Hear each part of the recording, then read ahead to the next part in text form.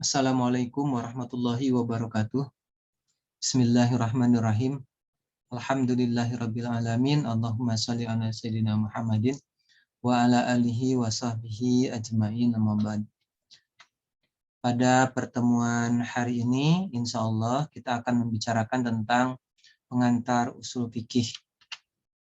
Kita mulai dengan pengertian usul fikih. Secara etimologis, usul fikih terdiri dari dua kata, yaitu kata usul dan kata fikih. Kata usul ini merupakan kata yang jamak ya dari kata al-asal ya. Dan kata al-asal ini atau kata usul ini memiliki beberapa arti. Arti yang pertama adalah dalil yang menjadi dasar sesuatu atau dasar yang menjadi landasan bagi tumbuhnya sesuatu yang lain, atau sesuatu yang dijadikan dasar atas sesuatu yang lain. Kalau diibaratkan atau kalau kita analogikan, kata asal ini ya, kata usul ini itu seperti akar sebuah pohon ya. Jadi ada pohon memiliki akar yang tertancap ke dalam bumi sebagai dasar bagi tumbuhnya pohon itu yang menjulang tinggi. Ya, jadi kata usul itu berarti akar, ya, atau dasar. Nah, contohnya, ya, dalam sebuah ungkapan, misalnya asal masalah perbedaan tentang puru adalah metode ijtihad ulama. Apa yang dimaksud asal dalam kalimat itu? Yang dimaksud adalah akar. Ya. Jadi akar masalah perbedaan tentang puru, tentang cabang di dalam fikih adalah metode ijtihad ulama.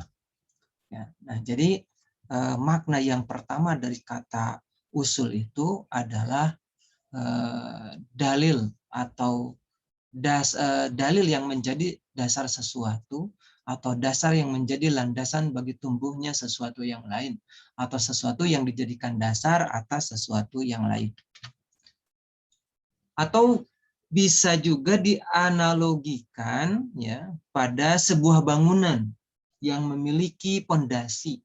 Maka pondasinya itu ya adalah usul. Jadi pondasi atau dasar sebuah bangunan, maka itu adalah usulnya, ya, pondasinya atau dasarnya. Nah, contohnya ungkapan, ya, asal perilaku muamalah bagi umat Islam adalah Al-Quran dan As-Sunnah. Maka makna asal dalam kalimat itu adalah dasar. Ya. Jadi dasar perilaku muamalah yang mendasari perilaku muamalah bagi umat Islam adalah Al-Quran dan As-Sunnah. Oleh karena itu, usul fikih ya, dalam makna bahasa usul yang pertama itu adalah dasar atau akar dari fikih. Nah, makna yang kedua dari kata usul atau al-asal ya, al-asal adalah ar-rajih, artinya yang terkuat. Jadi makna yang terkuat dalam menetapkan pengertian suatu perkataan ya adalah makna hakikat, bukan makna majaz, bukan makna simboliknya.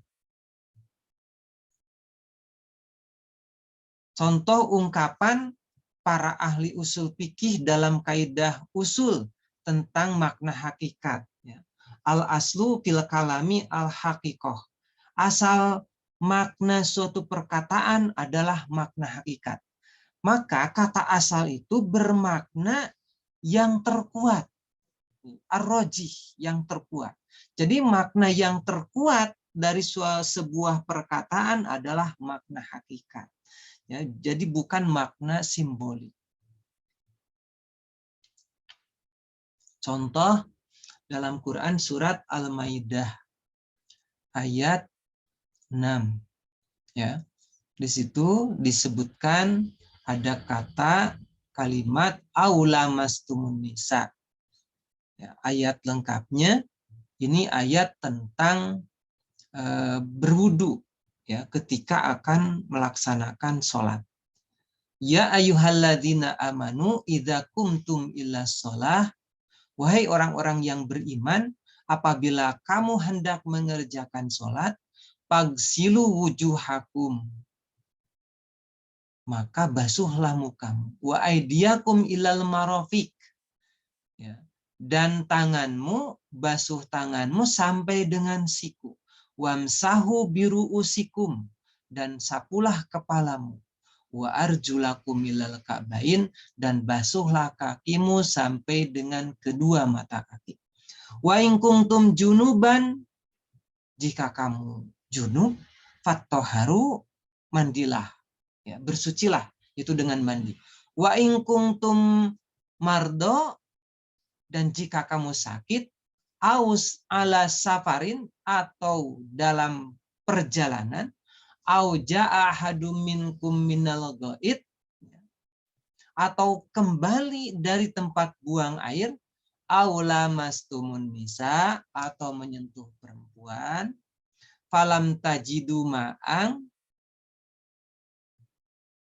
lalu kamu tidak memperoleh air, patayammamu so'idang toyiba, maka bertayamumlah dengan tanah yang baik, dengan tanah yang bersih. Di situ ada kata lamastumunisa, menyentuh perempuan. Nah, makna lamasa, ya, menyentuh, itu ada dua. Ada makna hakikat, ada makna majaz. Makna hakikat dari lamasa adalah menyentuh dengan tangan. Sedangkan makna simboliknya, makna majaznya adalah bersetubuh.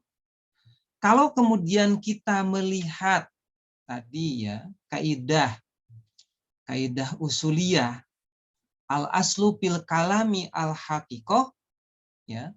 Jadi makna yang terkuat itu adalah makna hakikat, maka makna lamasa, ya, menyentuh, dalam Quran surat Al-Maidah ayat 6, aulamastumunisa, menyentuh perempuan, berarti maka makna yang terkuat adalah makna hakikat. Kalau begitu maknanya adalah menyentuh dengan tangan. Itu, ya, itu jadi kita bisa melihat bahwa kata asal tadi dalam kaidah, ya, dalam kaidah usuliyah ini, al aslu, asal, di situ, ya, makna asal itu adalah ar-rajih, yang terkuat, ya, yang terkuat. Dalam hal ini, dalam kaidah itu, yang terkuat dari sebuah makna perkataan, ya, dari makna perkataan adalah makna hakikat. Dalam hal ini, usul fikih, ya, dapat diartikan berarti argumentasi yang memperkuat fikih. Ya, jadi usul fikih berbicara tentang dalil yang menjadi argumentasi dari fikih, ya, argumentasi yang terkuat. Kemudian makna usul atau al-asal yang ketiga adalah al-mustashab, artinya hukum asal. Jadi memberlakukan hukum yang sudah ada, ya, sejak semula selama tidak ada dalil yang mengubahnya. Kita bisa melihat contohnya ungkapan para ahli usul fikih dalam kaidah usul tentang hukum asal. Al-aslu baqa'u makana ala makan. Hukum asal adalah tetapnya apa yang telah ada atas apa yang telah ada. Nah, kata asal di sini, al-aslu, itu dimaknai sebagai al-mustashab, sebagai hukum asal. Ya. Contoh, ada dua orang yang mengadakan utang piutang, lalu keduanya berselisih. Apakah kemudian utangnya sudah dibayar atau belum? Kemudian pemberi utang bersumpah bahwa utang tersebut belum dibayar. maka sumpah pemberi utang akan dimenangkan karena hal ini yang yakin, ya, sebagai hukum asal.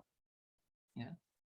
Ketika kita ragu apakah utang ini sudah dibayar atau belum, maka hukum asalnya atau asalnya adalah, ya, belum dibayar. Karena itu merupakan hukum asal. Nah, hukum asal itu bisa berubah jika yang berutang dapat memberikan bukti. Misalnya, ya, ada kwitansi, ada surat perjanjian yang menyatakan bahwa utang itu sudah dibayar. Ya. Jadi makna ketiga dari kata usul atau al-asal adalah al-mustashab, ya, hukum asal. Kemudian yang keempat, makna usul atau makna al-asal adalah kaidah kulli. Kaidah kulli itu artinya kaidah yang bersifat menyeluruh. Ya. Kaidah yang melingkupi bagian-bagian yang lain. Kaidah yang bersifat menyeluruh. Contoh kaidah fikih yang bersifat kuli, ya, tentang keharaman memakan bangkai. Kullu maitatin haramun. Setiap bangkai adalah haram. Nah, ini merupakan kaidah kuli. Ya. Merupakan kaidah kuli. Dan kaidah kuli ini merupakan asal. Ya, merupakan asal. Ketika kaidah fikih tersebut diterapkan pada kondisi darurat, maka kaidah tersebut, asal itu, kaidah kuli, tidak berlaku. Sehingga dikatakan bahwa kebolehan memakan bangkai bagi orang yang terpaksa dalam kondisi darurat. Ya. Hal ini menyalahi hukum asal. Jadi tadi maksud hukum asal di situ, ya, itu kaidah kuli itu hukum asal. Ya, kaidah kuli itu menjadi asal. Oleh karena itu, kebolehan memakan bangkai dalam kondisi darurat adalah menyalahi kaidah kuli. Ya, menyalahi asal. Di situ. Tadi asalnya itu adalah kullu maitatin haramun. Setiap bangkai adalah haram. Itu menjadi asal atau menjadi kaidah kuli. Ya. Ketika kita kemudian bepergian ke hutan, kemudian perbekalan habis dalam keadaan darurat, menemukan bangkai, maka asal itu, kaidah kuli itu tidak tidak berlaku di situ, karena dalam keadaan darurat, ya, di situ. Daruratnya apa? Ya, mengancam jiwa. Daripada mati, mendingan memakan bangkai. Hanya sebatas, ya, sebatas untuk memperkuat diri saja, tidak sampai berlebihan di situ. Itu dalam kondisi darurat itu seperti itu. Ya. Nah, jadi makna keempat dari usul itu atau dari asal itu adalah kaidah kuli. Kemudian makna yang selanjutnya, makna yang kelima adalah makis alaih. Jadi makis alaih itu adalah pokok hukum yang menjadi tempat menganalogikan, ya, atau tempat memperbandingkan makis, tempat memperbandingkan sesuatu yang diserupakan. Sebenarnya istilah makis alaih itu, ya, ada ketika kita sedang membicarakan tentang kias, ya, tentang kias. Nanti ada di kias, ya. Contohnya, ketidakbolehan melakukan transaksi gadai atau transaksi utang piutang pada saat dikumandangkannya adzan Jumat yang dianalogikan kepada ketidakbolehan transaksi jual beli pada saat adzan Jumat dikumandangkan. Karena adanya kesamaan ilat hukum, ya. Karena adanya kesamaan motivasi hukum, yaitu kesibukan yang melupakan sholat ketika datang waktu panggilan salat Jumat. Ya, panggilan salat Jumat itu adalah adzan, ya, adzan Jumat di situ. Nah, ini contohnya, ya. Quran surat Jum'ah ayat 9. Ya ayyuhalladzina amanu idza nudiya lis-sholati mi yaumil jumu'ati fas'au ila dzikrillahi wa darul bai'. Wahai orang-orang yang beriman, bila telah diserukan untuk sholat pada hari Jumat, segeralah berzikir, mengingat Allah, dan tinggalkanlah jual beli. Ada wazarul bai'. Ya. Di dalam Quran surat Jum'ah ayat 9 ini, secara tekstual, ya, itu yang ditinggalkan adalah al-bai'.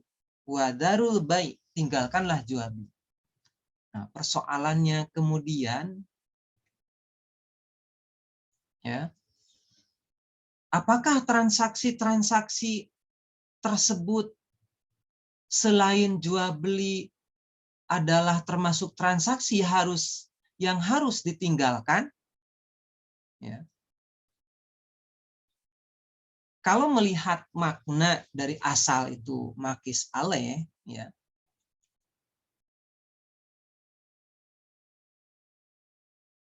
maka makisnya, ya, makisnya adalah transaksi gadai atau utang piutang atau semua transaksi apa saja yang dapat diserupakan kepada makis aleh, ya, tempat yang diserupakan tadi.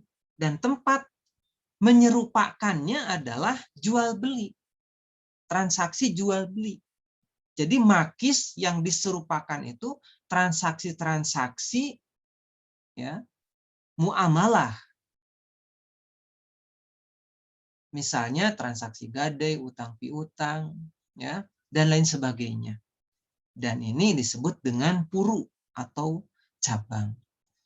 Nah, maka transaksi jual beli ini, ya, transaksi jual beli disebut dengan makis alaih tadi, yang diserupainya di situ disebut dengan asal. Jadi ada asal, ada puru di situ. Ya, jadi makis alaih itu adalah asal. Jadi makna yang kelima dari usul atau al-asal, ya, adalah makis alaih. Pokok hukum yang menjadi tempat menganalogikan atau memperbandingkan makis.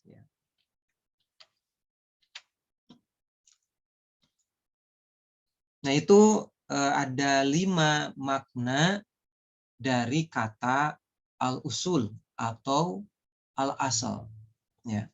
Kemudian kata yang kedua adalah fikih, al-fikhu. Menurut Al-Jurjani, kata fikih itu, ya, berarti paham terhadap tujuan seseorang pembicara. Ya. Atau pemahaman secara mendalam yang membutuhkan pengarahan potensi akal.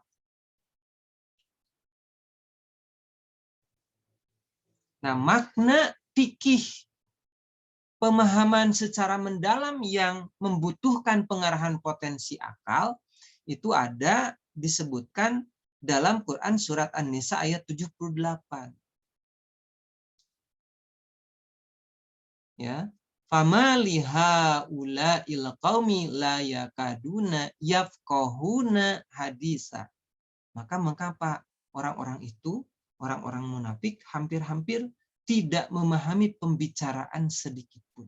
Jadi yang dimaksud di dalam ayat tersebut adalah pemahaman yang mendalam yang membutuhkan pengarahan potensi akal. Kata fikih, ya, kata fikih. Nah, secara istilah, fikih mengandung arti mengetahui ketentuan hukum syara untuk berbagai perbuatan mukallaf melalui kajian-kajian ijtihad dari dalil-dalilnya yang terperinci. atau mengetahui hukum-hukum syara yang amaliyah, ya, yang amaliyah itu mengenai perbuatan perilaku, ya, dengan melalui dalil-dalil yang terperinci. Itu arti fikih secara istilah. Ya. Fikih juga dapat diartikan sebagai ilmu yang dihasilkan berdasarkan pikiran serta ijtihad, ya, penelitian yang memerlukan wawasan dan perenungan. Itu makna secara istilah dari kata fikih. Ya. Jadi kalau begitu, apa itu usul fikih? Usul fikih adalah ilmu yang menjadi dasar atau pondasi ilmu fikih dalam arti sebagai turukul istinbat.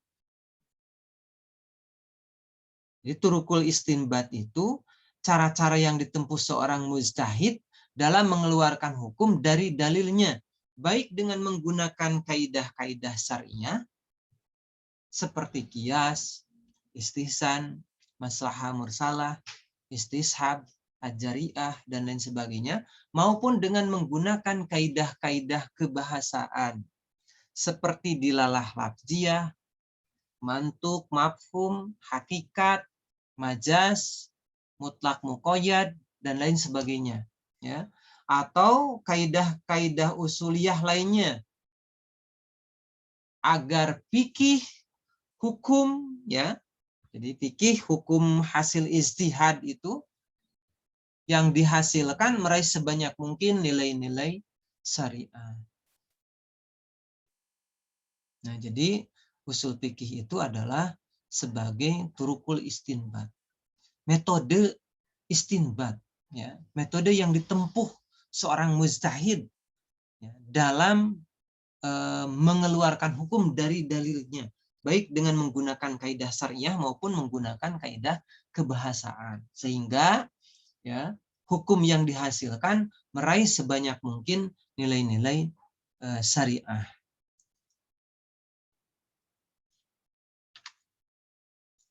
Nah, secara terminologi,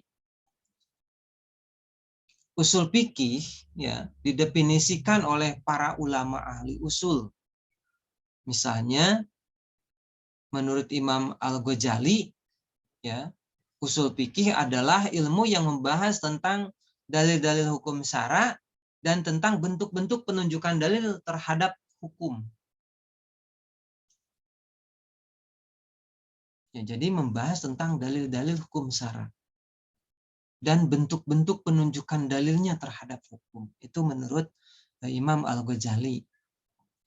Menurut Abdul Wahhab Khalaf, ya, usul fikih itu adalah ilmu tentang kaidah-kaidah dan pembahasannya yang merupakan cara untuk menemukan hukum syara yang amaliyah dari dalil-dalilnya yang terperinci, atau kumpulan kaidah dan pembahasannya yang merupakan cara untuk menemukan hukum syara yang amaliyah dari dalil-dalilnya yang terperinci. Nah, jadi sebenarnya secara substantif, ya, pengertian secara terminologi dari usul fikih menurut Al-Ghazali dan Abdul Wahhab Khalaf, ya, itu sama, ya. Ini membahas tentang cara, ya, cara menemukan hukum, ya, cara menemukan hukum.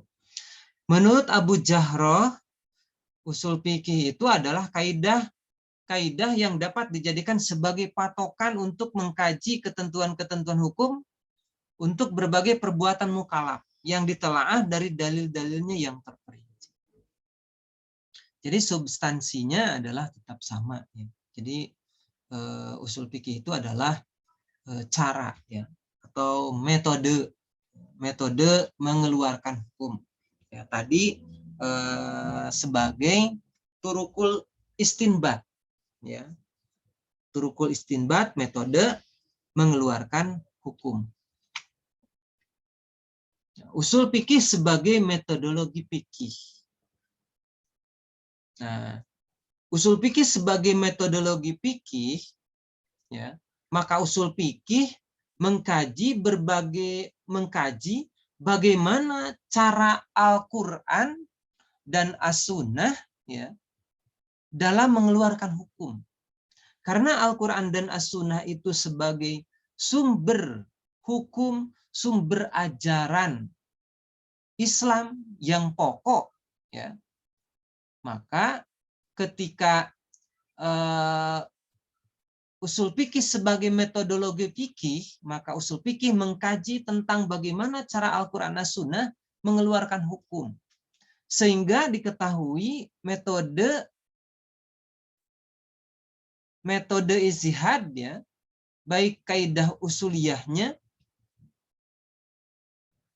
yang kemudian menghasilkan fikih yang banyak sekali macamnya. Jadi usul fikih mengkaji bagaimana cara Al-Quran dan As-Sunnah mengeluarkan hukum. Ya, metodenya seperti apa? Ya, jadi di sini lahirlah kemudian hasil kajian terhadap Al-Quran dan As-Sunnah itu metode-metode ijtihad yang digali dari Al-Quran dan As-Sunnah. Jadi kalau begitu, ya, sebenarnya ketika kita berpikir dalam bingkai usul fikih itu berarti berpikir dengan menggunakan metode-metode ijtihad yang digali dari Al-Quran dan As-Sunnah. Jadi ketika ada persoalan-persoalan baru yang tidak ada hukumnya secara tekstual di dalam Al-Quran dan As-Sunnah, maka persoalan itu dikaji dengan metode tadi yang dihasilkan dari Al-Quran dan As-Sunnah itu. Lahirlah kemudian fikih di sini, melahirkan fikih. Ya. Jadi ada persoalan baru yang belum ada hukumnya di dalam Al-Quran dan As-Sunnah secara tekstual, kemudian dikaji melalui metode ijtihad, di mana metode ijtihad itu dihasilkan, digali dari Al-Quran As-Sunnah, ya, maka persoalan baru itu bisa ditetapkan hukumnya dengan metode-metode ijtihad tersebut, lahirlah kemudian fikih. Jadi fikih ini banyak macamnya.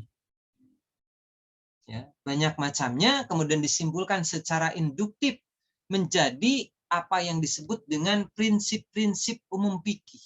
Jadi fikih yang banyak itu, ya, disimpulkan secara induktif.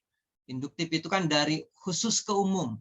Yang khususnya kan tadi banyak fikihnya. Kemudian disimpulkan secara induktif, ya, ditarik kesimpulannya, maka itu akan menjadi prinsip-prinsip umum fikih yang disebut dengan kaidah-kaidah fikih. Sehingga kemudian para ulama itu membuat kaidah fikih. Dari mana kaidah fikih lahir? Ya dari fikih yang banyak itu. Disimpulkan secara induktif. Kemudian kaidah fikih dijadikan sebagai lambang kearifan fikih mendampingi kaidah usuliyah, ya, sebagai cara berpikir hukum di dalam fikih untuk memecahkan masalah-masalah baru yang timbul.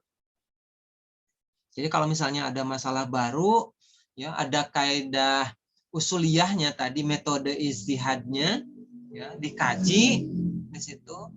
Kemudian di samping itu ketika akan memutuskan, cari dari kaidah fikih, barangkali persoalan ini ada yang serupa yang pernah terjadi di situ. Maka dilihatlah kemudian kaidah-kaidah fikih di situ. Ya. Jadi ketika akan memecahkan masalah, seorang ulama itu harus memperhatikan, mengkajinya dengan metode ijtihad tadi, ya, kemudian didampingi dengan kaidah-kaidah fikih.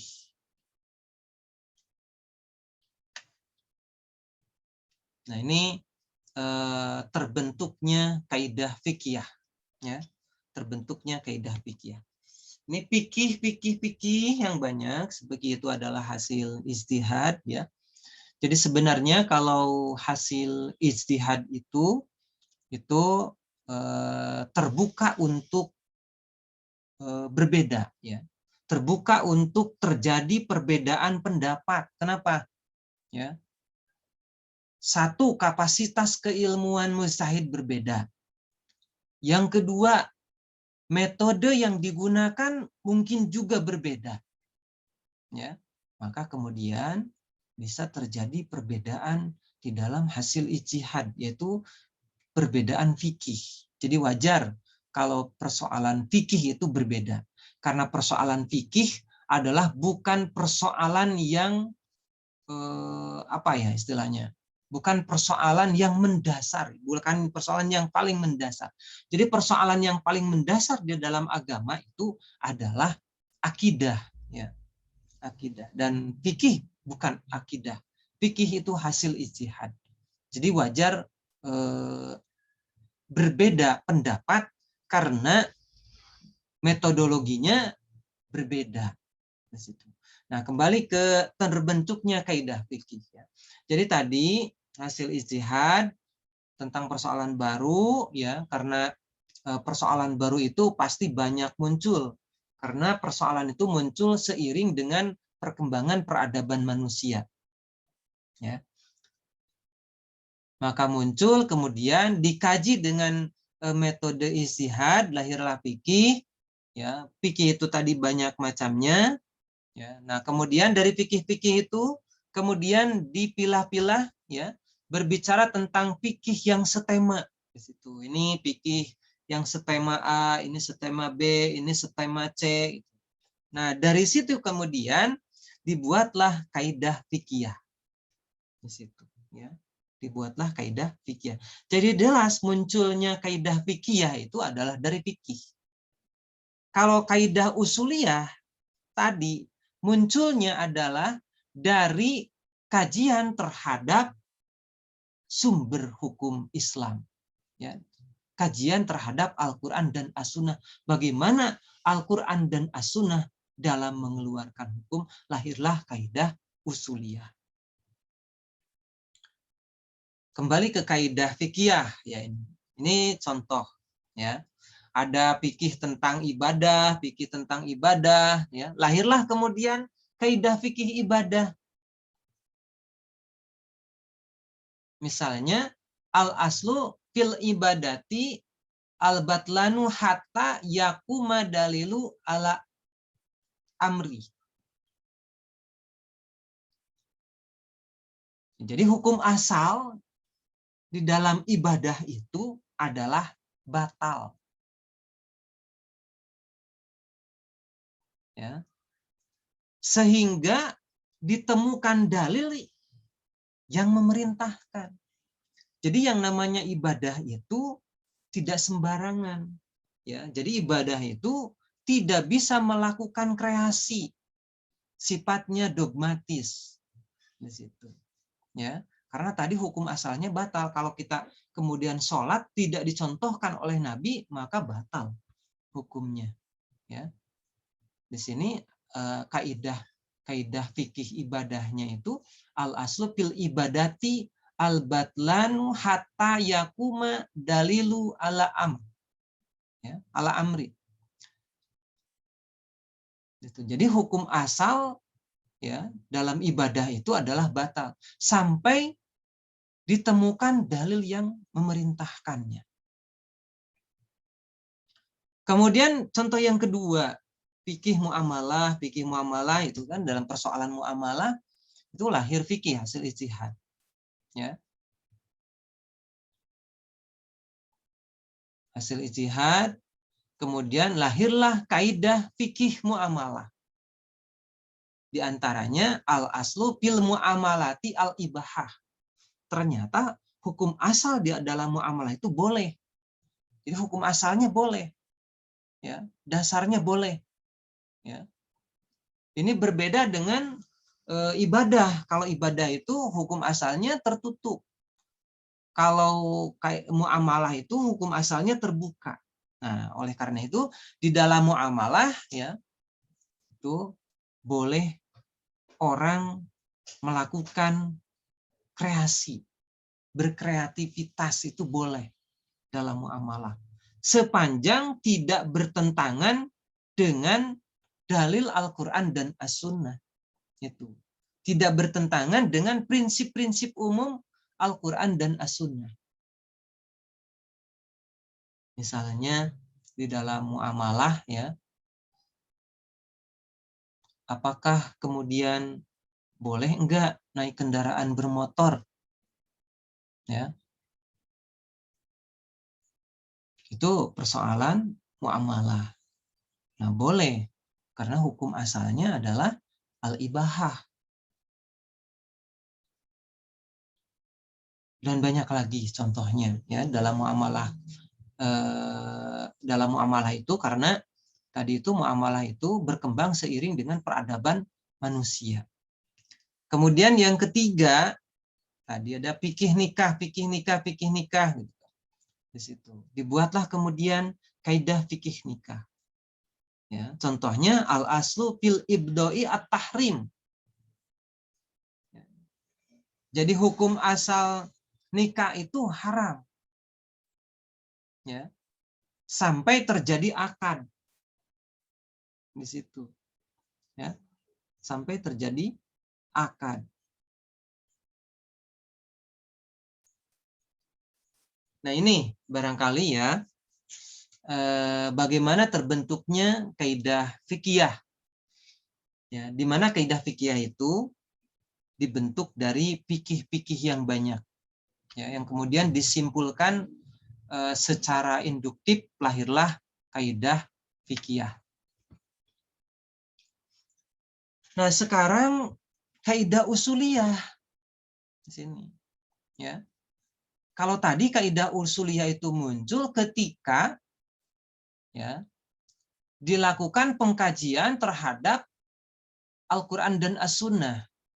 Nah, makanya di sini contohnya, ya, ada nas-nas Al-Quran, As-Sunnah, ya, di sini berbicara tentang hukum amaliyah tertentu dan setema. Lahirlah kemudian kaidah syariah. Ada kaidah usuliyah. Kaidah syariah itu dalil-dalil syariah, ya. Seperti tadi metode ijtihad, ya. Ada qiyas, masalah mursalah, ada istihsan, ada ajariah, ya, dan lain sebagainya. Kalau kaidah usuliyah itu lebih kepada kaidah-kaidah kebahasaan, ya, kaidah-kaidah kebahasaan. Nah, contoh nusus Al-Quran dan As-Sunnah tentang analogi, misalnya tentang qiyas, ya. Itu kan bagaimana cara Al-Quran mengeluarkan hukum, bagaimana cara Al-Quran berbicara, ya. Nah, kalau berbicara tentang hal-hal yang setema itu tentang qiyas, ya, tentang metode qiyas, itu berarti di situ lahir, oh, berarti Al-Quran juga mengkiaskan. Lahirlah kemudian metode qiyas. Kita lihat contohnya. Ya ayyuhalladzina amanu atiullaha wa atiur rasul wa ulil amri minkum. Fa in tanaza'tum fi syai'in farudduhu ilallahi wa rasul. Wahai orang-orang beriman, taatlah kepada Allah, taat kepada Rasul, dan kepada ulil amri di antaramu. Fa in tanaza'tum fi syai'in, apabila kamu berbeda pendapat tentang sesuatu, farudduhu ilallahi wa rasul, maka kembalikan kepada Allah dan Rasul. Jadi ketika tadi kan ada taat kepada Allah, Al-Qur'an, taat kepada Rasul, kepada As-Sunnah, taat kepada ulil amri, ya, sepanjang ulil amri itu taat kepada Allah dan Rasulnya, ya, di situ maka kita wajib mentaatinya. Maka kemudian dalam konteks fikih, ulil amri itu adalah ulama, ya. Ijma di situ. Ijma ulama. Kemudian fa in tanaza'tum fi syai'in, apabila kamu berbeda pendapat tentang satu, ini berbicara tentang persoalan yang tidak ada hukumnya, ya. Karena bisa berbeda pendapat tentang sesuatu. Kalau hukumnya jelas dalam Al-Qur'an dan Sunnah pasti akan sama. Tapi ketika kemudian ada persoalan baru yang tidak ada hukumnya, ya, di dalam Al-Quran dan As-Sunnah, hukumnya secara tekstual di dalam Al-Quran dan As-Sunnah, maka itu mengundang berbeda pendapat. Ya. Maka di sini Allah perintahkan farudduhu ilallahi wa rasul. Maka kembalikan kepada Allah dan Rasul. Kembalikan kepada Al-Quran dan As-Sunnah. Ini bisa dibayangkan ya, ketika ada satu persoalan baru, kemudian bagaimana kita menghukuminya. Berarti yang pertama itu kita hukumi, cari hukumnya di dalam Al-Quran. Jikalau di dalam Al-Quran ada, selesai dengan Al-Quran. Jikalau tidak ada di dalam Al-Quran, maka turun kepada sumber yang kedua, sumber pokok yang kedua, yaitu As-Sunnah. Ketika dicari kemudian dalilnya di dalam As-Sunnah, ada nggak hukumnya nih tentang persoalan ini? Ada, selesai dengan As-Sunnah. Tapi ketika dicari di dalam As-Sunnah tidak ada, ya, di situ berarti tadi fa'in tanazatum fi syai'in, terbuka untuk berbeda pendapat. Farudduhu ilallahi wa rasul, kembalikan kepada Al-Quran dan As-Sunnah. Kan tadi dalam Al-Quran dan As-Sunnah juga sudah tidak ada. Jadi kalau begitu maknanya apa? Kembali kepada spirit Al-Quran dan As-Sunnah. Kembali kepada prinsip-prinsip umum, ya, Al-Quran dan As-Sunnah. Di situ. Kembali kepada prinsip-prinsip umum, kembali kepada metode ijtihad di situ. Ya. Yang menjadi cara Al-Quran As-Sunnah mengeluarkan hukum. Jadi kalau farudduhu ilallahi wa rasul, berarti itu kan harus menganalogikan. Ya.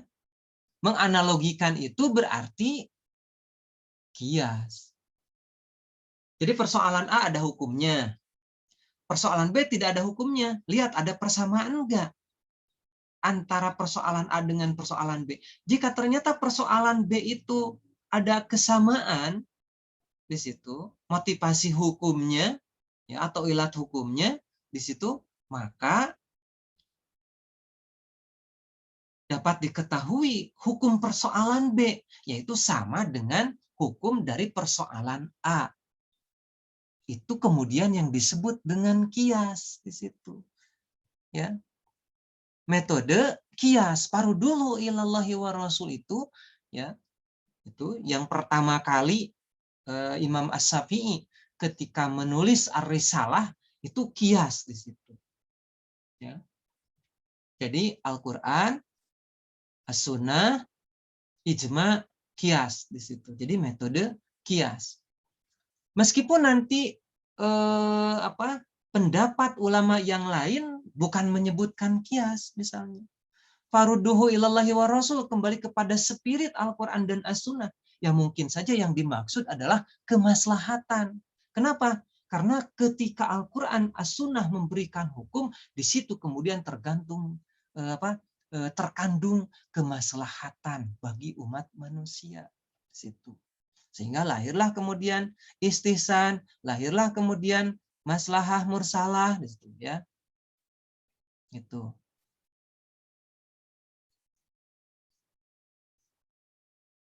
Kemudian banyak juga di dalam Al-Quran, ya, ketika Al-Quran menjelaskan umat-umat terdahulu, di situ kemudian Allah memerintahkan bahwa kejadian itu harus menjadi pelajaran di situ, ya, pelajaran bagi yang kaum sesudahnya, bagi orang-orang beriman. Fa'tabiru ya ulil absor di situ, ya. Ini Al-Hasr ayat 2.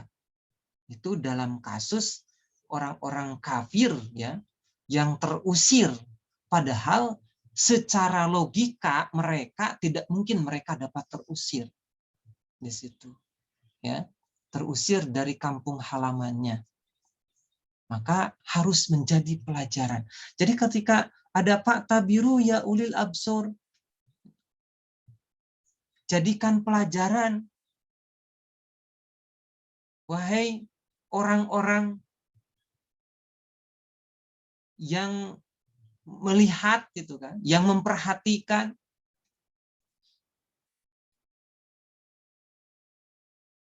maka ini maknanya adalah kias di situ, analogi di situ, menganalogikan. Jadi kalau umat terdahulu berbuat dosa maksiat, berbuat jahat, kemudian hukum Allah, maka umat sekarang pun ketika berbuat jahat, berbuat dosa, berbuat maksiat, menentang Allah dan lain sebagainya, maka akan mendapatkan hukuman dari Allah Subhanahu wa taala. Berarti itu analogi kias, ya. Nah, kemudian di dalam hadis riwayat Ahmad, ya,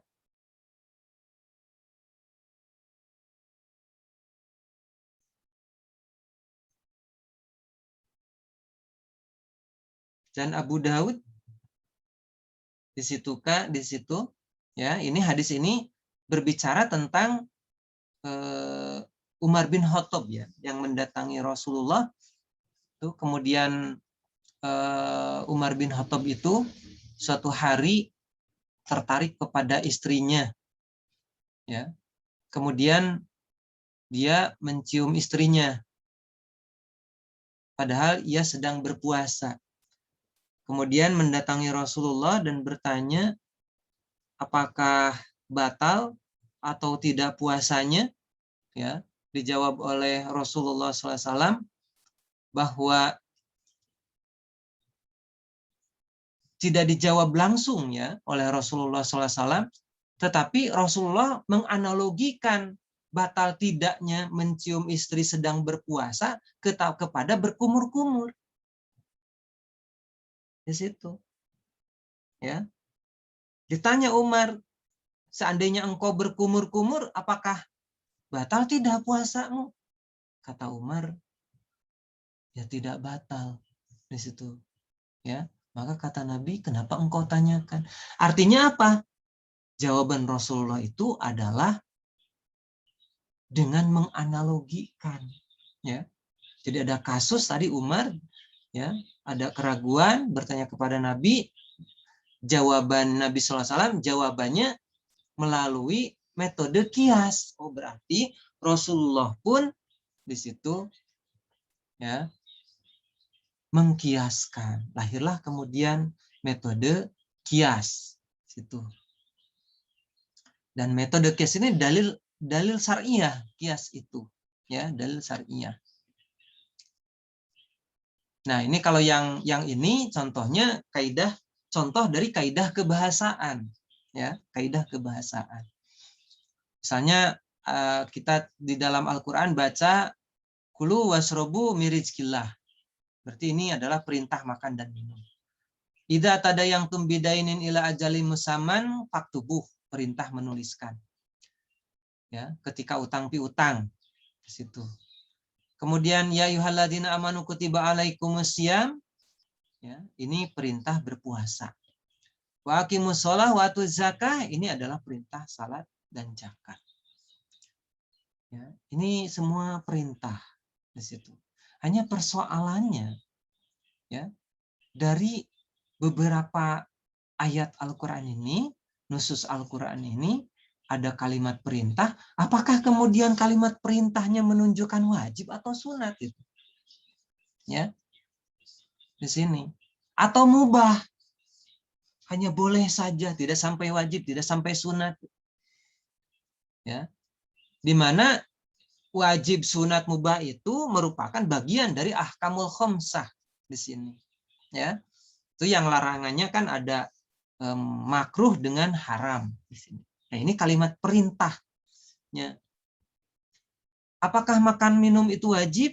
Apakah menuliskan utang piutang itu wajib atau sunat? Apakah berpuasa itu wajib atau sunat? Apakah zakat itu, salat dan zakat itu wajib atau sunat atau hanya mubah? Ya.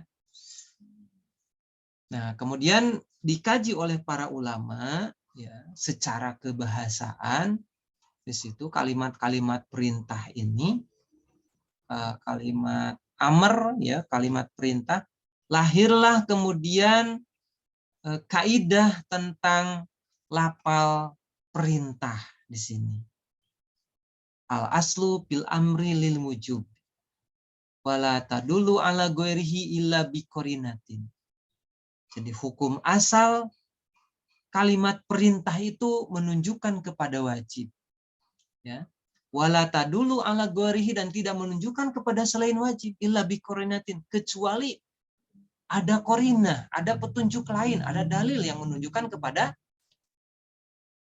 selain wajib. Nah, ini kaidah ini yang kemudian disebut dengan kaidah usuliyah. Ya, kaidah usuliyah.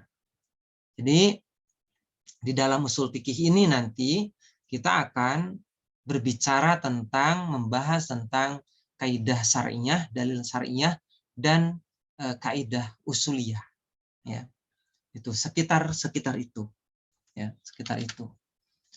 Nah, kemudian usul fikih sebagai epistemologi fikih. Ya. Jadi istilah epistemologi itu, ya, itu dipinjam dari filsafat ilmu. Ya. Jadi mengkaji tentang bagaimana cara memperoleh fikih di situ. Ya. Kalau dalam filsafat ilmu, epistemologi itu bagaimana cara memperoleh ilmu, cara lahirnya ilmu itu seperti apa. Kalau epistemologi fikih, usul fikih, maka usul fikih mengkaji tentang bagaimana cara memperoleh fikih. Itu. Ya, contohnya seseorang sholat dengan melafalkan usolli, disuarakan usolli, itu kan. Dan berpendapat bahwa hukumnya sunat. Jadi usolli itu melafalkan sholat, talafuddin niat itu hukumnya sunat. Ya. Nah, dengan meminjam istilah dalam filsafat ilmu, itu kan ada ontologi, ya, ada epistemologi, ada aksiologi. Nah, dengan meminjam istilah dalam filsafat ilmu, maka melafalkan usoli merupakan ontologinya, apanya, sesuatunya, ya, itu melafalkan usoli, talafuddin niatnya. Nah, kemudian mengapa ia berpendapat bahwa melafalkan usoli itu sunat? Nah, jawaban mengapa itu epistemologi. Ya. Bagaimana cara memperoleh fikih? Bagaimana sampai dia menyebutkan bahwa melafalkan usoli itu sunat? Nah, jawabannya adalah merupakan alasan yang mendasari pendapatnya itu.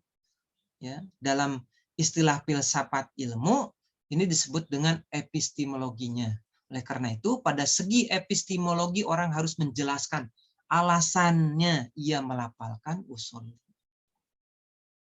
Ya, jadi usul fikih bertugas menelusuri alasan-alasan tentang lahirnya fikih di situ. Ya. Sehingga ketika terjadi ikhtilaf di dalam fikih, berbeda pendapat di dalam fikih, orang tidak akan fanatis terhadap pendapatnya sendiri karena ia mempunyai alasan masing-masing sebatas dalam kerangka berpikir usul fikih. Jadi wajar, ya, kalau kemudian kita berbeda di dalam usul fikih karena epistemologinya juga berbeda.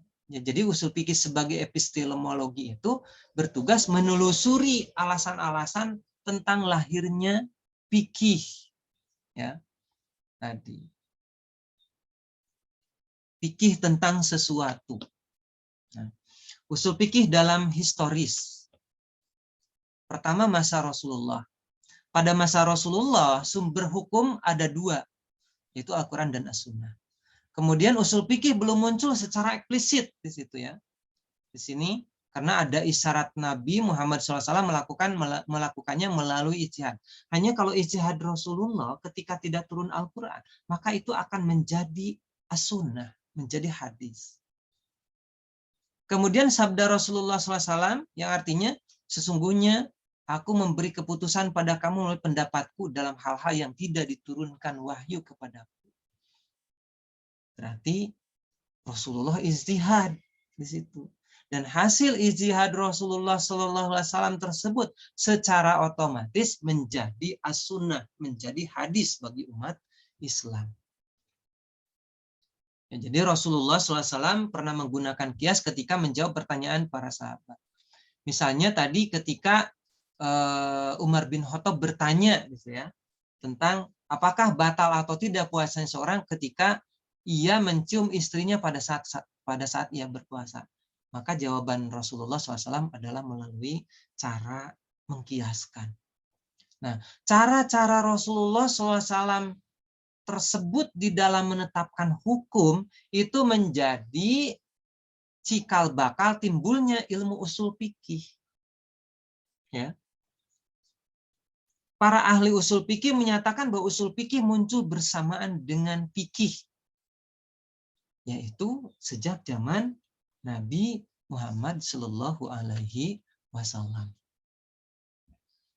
Kemudian periode yang kedua pada masa para sahabat. Di sini nusus Al-Quran, nas-nas Al-Quran dan As-Sunnah selesai turun karena wafatnya Rasulullah Shallallahu Alaihi Wasallam. Persoalan kehidupan mengalami perkembangan sehingga banyak persoalan baru yang belum ada hukumnya dalam Al-Quran dan Al-Hadis, dalam As-Sunnah. Maka para sahabat melakukan ijtihad. Lahirnya kemudian para mujtahid di kalangan para sahabat. Nah, di sini ada mujtahid yang termasuk pada zaman sahabat, yaitu Umar bin Khattab, Ali bin Abi Thalib, Abdullah bin Mas'ud. Ya. Kemudian bertebarannya para sahabat di berbagai daerah yang memiliki budaya yang berbeda, mempengaruhi para sahabat di dalam menetapkan hukum. Kapasitas sahabat yang satu dengan lainnya berbeda, ya, sehingga cara pandang mereka terhadap persoalan di dalam menetapkan hukum pada kasus yang muncul berbeda. Akibatnya, dalam kasus yang sama, hukumnya bisa berbeda antara satu daerah dengan daerah yang lain. Di situ. Kan kalau Rasulullah SAW masih ada, itu kalau para sahabat berbeda pendapat itu kan dikembalikan kepada Rasulullah, ya, sehingga ujungnya keluarlah takrir persetujuan dari Rasulullah SAW. Ya, menyetujui atau tidak menyetujui di situ. Itu masuk ke dalam as-sunnah, ya. Jadi as-sunnah itu ya di dalamnya ada takrir Nabi Muhammad SAW. Di samping kauliyah Nabi SAW dan fi'liyah Nabi SAW. Nah, kasus ijtihad para sahabat. Umar bin Khattab berijtihad seringkali mempertimbangkan kemaslahatan umat dibanding sekedar menerapkan nas secara lahir. Ya, sementara tujuan hukumnya tidak tercapai. Contohnya tentang pengumpulan Al-Quran yang tersebar dalam tulisan yang terpisah-pisah dan dalam hafalan para sahabat karena khawatir akan musnah bersamaan dengan punahnya generasi mereka. Kemudian Ali bin Abi Thalib melakukan ijtihad dengan cara kias. Jadi mengkiaskan hukum orang yang minum khamr, ya, hukuman orang yang meminum khamr dengan hukuman orang yang melakukan qadzaf, menuduh wanita baik-baik berzina. Itu, ya. Jadi hukuman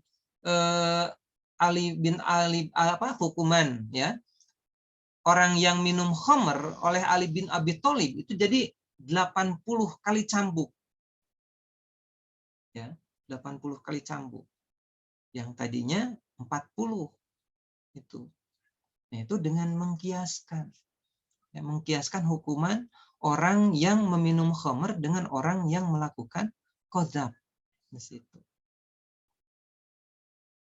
Menuduh wanita baik-baik berzina. Kemudian yang ketiga, masa tabi'in.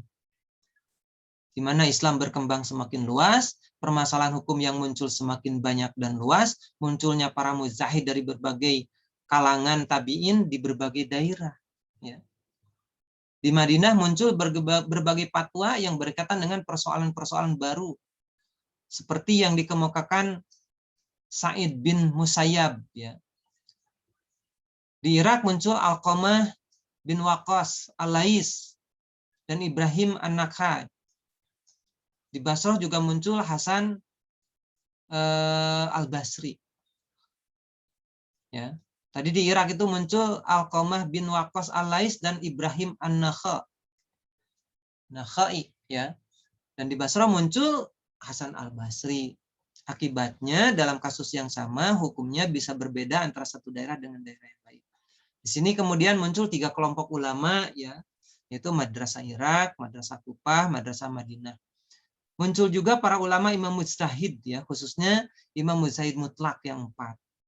Nah, pada masa tabi'in ini muncul Imam Abu Hanifah, Imam Malik, Imam Asy-Syafi'i, dan Imam Ahmad bin Hambal.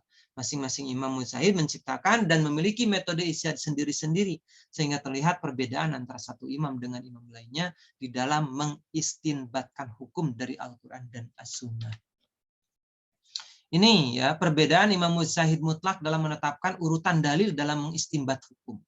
Ya, tadi kalau menghukumi persoalan baru itu mulainya harus dari atas, bukan dari bawah.